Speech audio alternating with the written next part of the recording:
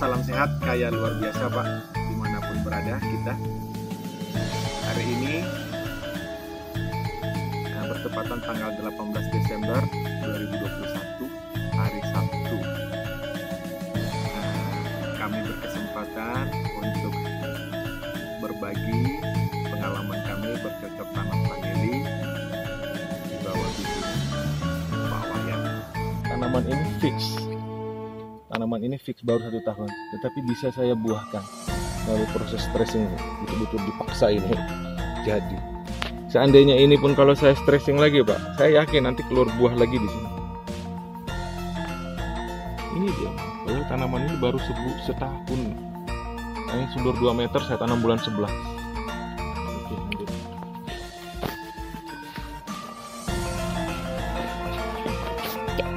Ini termasuk yang buahnya banyak Pak. Berapa ya? 1, 2, 3, 4, 5, 6, 7, 8, 9, 10, 11, 12, 13.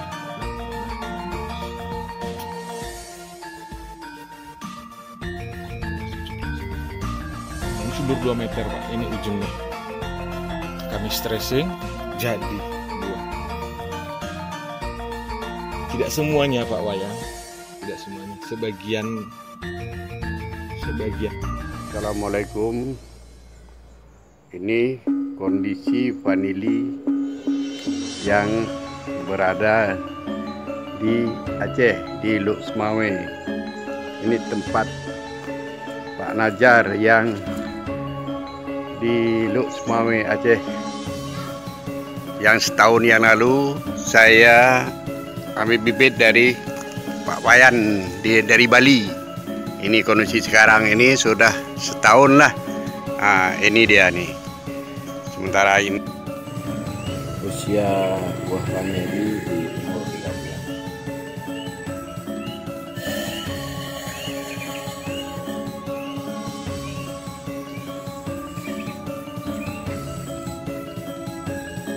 Ini memang sengaja dibiarkan biar tahu bobot yang dikeluarkan dulu. Nanti tahun depan baru kita buat grade yang bagus.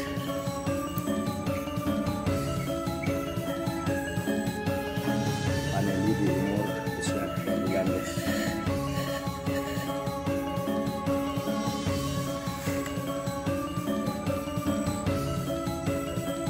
Tanggal 22 bulan 12 2021.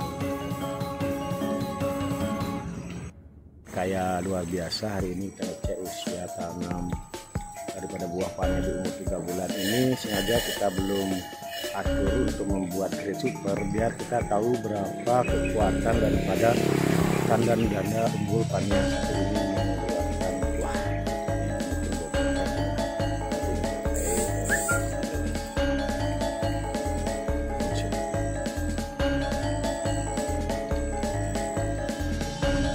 Buah vanili muda, uber, dia dikategorikan adalah sebuah penadah dan merusak kualitas buah vanili Indonesia. Karena yang sing ada nak beli buah vanili muda, tidak ada yang membeli buah vanili muda, tentu kita jadi petani aman. Depinin diabiani saya tidak maling. Ini harus dikembangkan. Ini mindset. Sekaya dia makanya kita buat komunitas ngelas ke yang saya beli vanili muda gitu. Contohnya, ale kemudian liu. Pak ini merusak karena kalau ini Bapak jual ke luar negeri, nanti di blacklist oleh luar negeri, tiang ini mati, Pak kan nggak ada untung jan. Itu harus kita.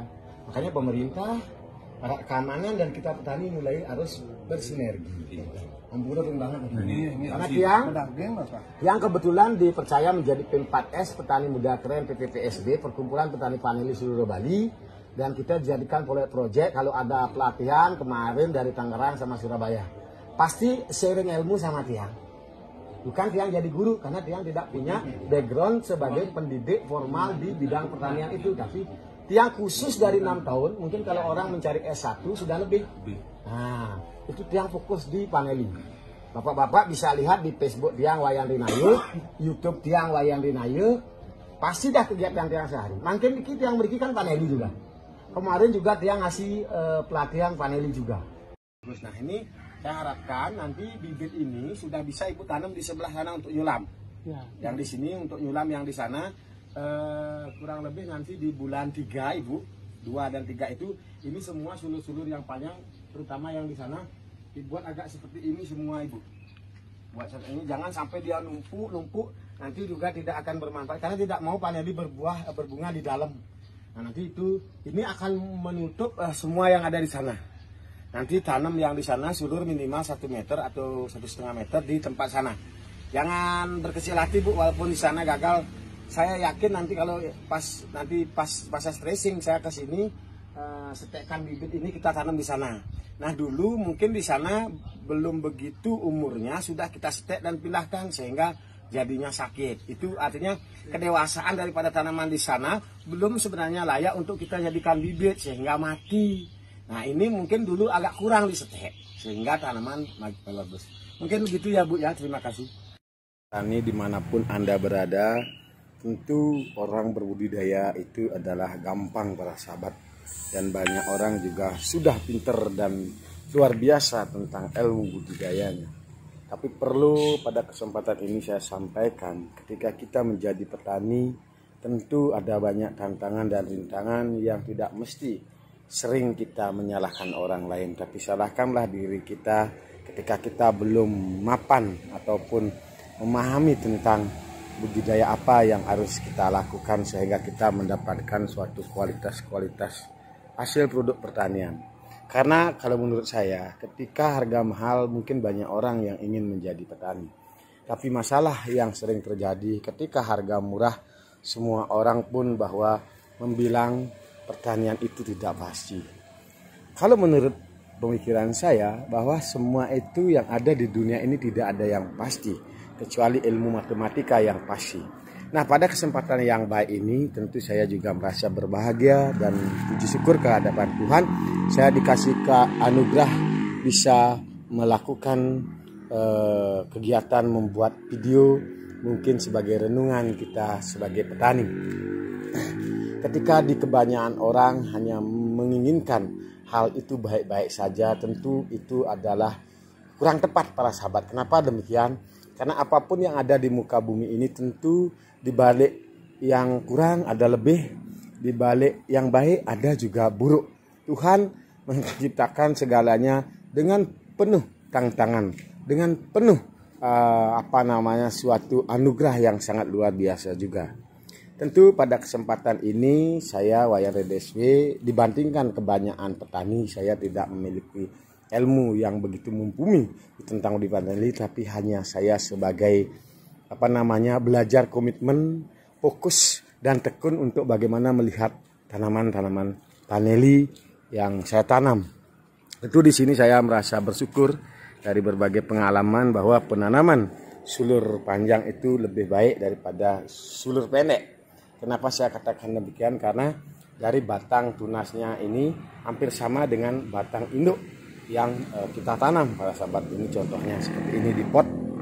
Ini tanaman baru berusia 2 bulan para sahabat.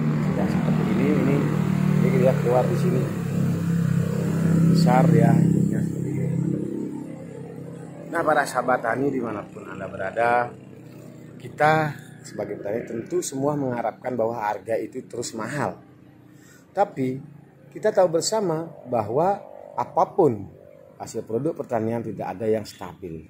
Tentu kalau kita mau stabil, mulailah kita juga belajar menstabilkan daripada kualitas produk kita. Tentu di sini juga kita butuh kontinuitas. Kita butuh terus bagaimana kita melakukan itu dengan terus-menerus. Karena ketika kita berada pada zona misalnya tidak nyaman, ketika harga murah kita berhenti menjadi petani paneli, tentu di harga mahal kita kadang sering tidak begitu percaya bahwa pertanian itu adalah hal yang luar biasa. Tapi ketika kita tekun menjadi petani, tentu kita akan menjadi petani-petani. Suatu saat kita akan mendapatkan deposito keuntungan dari kita menanam paneli ini. Para sahabat tani, mungkin cukup begitu dulu renungan hari ini. Semoga bisa menginspirasi banyak orang. Nah, saya juga sedikit tambahkan bahwa ketika kita menjadi petani, fokuskan niat kita. Nah, ketika sudah punya niat tulus dan ikhlas dan kita menanam, Kalau kita mau menanam, kalau masih setengah-setengah, lebih baik jangan menanam paneli. Kalau memang sudah mau fokus menanam paneli, walaupun tidak banyak tapi perhatiannya fokus, dirawat dan lain sebagainya, itu adalah langkah yang lebih baik dan bisa menghasilkan juga nanti buah paneli. Ketika harga mahal, di sanalah keuntungan kita sebagai petani. Apabila harga murah, mari kita belajar stok. Makanya sesuaikan kemampuan kita menanam paneli, jangan dulu banyak-banyak kalau kita belum pahami ilmunya.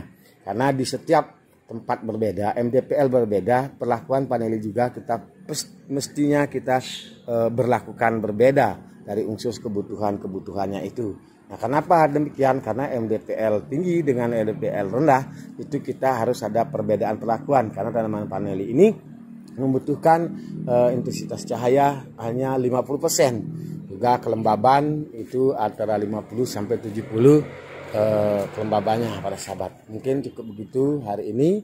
Semoga bermanfaat. Tanamlah paneli minimal stek 1 meter dan cari bibit yang sudah pernah berbuah induknya. Maksudnya kalau saya stek, mungkin nanti stek yang di pucuknya mungkin 4 meter ya, 4 meter dari pucuknya bisa dijadikan bibit. Cari bibit paneli yang sudah pernah produktif untuk dijadikan bibit untuk pengembangan kreatifnya. Oke, cukup begitu dulu. Sekian dan terima kasih.